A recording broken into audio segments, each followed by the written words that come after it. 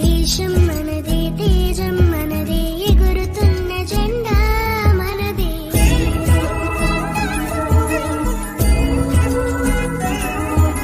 నీతి మనదే, జాతి మనదే, ప్రజల అండదండా మనదే. అభివృద్ధి పథకంలో దేశాన్ని నడిపించడానికి మరి మన దేశంలో అప్పట్లో మనకి 565 చిన్న చిన్న రాజ్యాలు ఉండేవి. అందువల్లే ఇతర దేశాల నుంచి వచ్చి మన దేశాన్ని ఆక్రమించడానికి వాళ్ళకి తేలికైంది విడగొట్టి డివైడ్ అండ్ రూల్ పాలసీతో. మరి వీటన్నిటిని ఏకం చేసి ఇండియన్ రిపబ్లిక్ కింద తీసుకొచ్చిన మహానుభావుడు ఉక్కు మనిషి, who is the tiger man, Sardar Vallabhbhai Patel. ఆ ప్రదేశ రాజులందరినీ ఒప్పించి అందరినీ ఇండియన్ రిపబ్లిక్ గా చేశారు.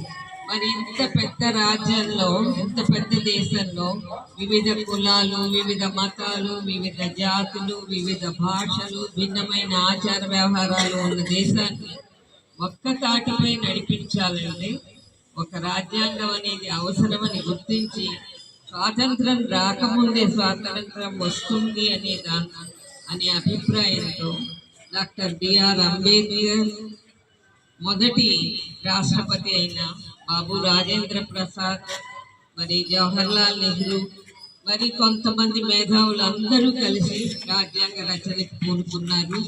రాజ్యాంగాన్ని రచించడం మొదలుపెట్టారు.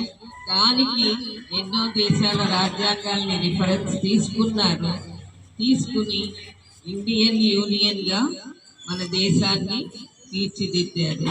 ఈ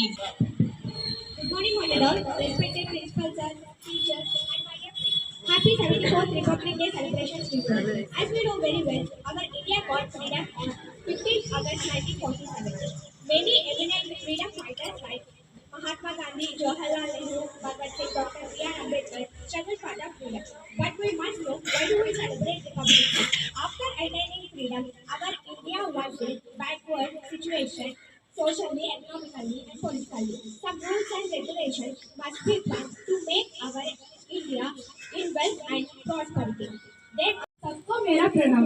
आदरणीय मुख्य अतिथि श्रीमती रूपावती साहिबा, प्रधान अध्यापक श्री श्रीधर सर जी, मैं सभी अध्यापकों और मेरे दोस्तों को शपथ गणतंत्र दिवस की शुभकामनाएं। ప్రతి విషయాన్ని సరిగ్గా చర్చించి రాశారు. మన భారత రాజ్యాంగం రాయడానికి 2 సంవత్సరాల 11 నెలల 18 రోజులు పట్టాయి. అయితే మన భారత రాజ్యాంగం అన్ని దేశాలకన్నా గొప్పదని ఎన్నో ఓ దేశ్ మేరే तेरी शान पे सदके कोई धन है क्या, तेरी धूल से बढ़ के, तेरी धूप से रोशन, तेरी हवा पे जिंदा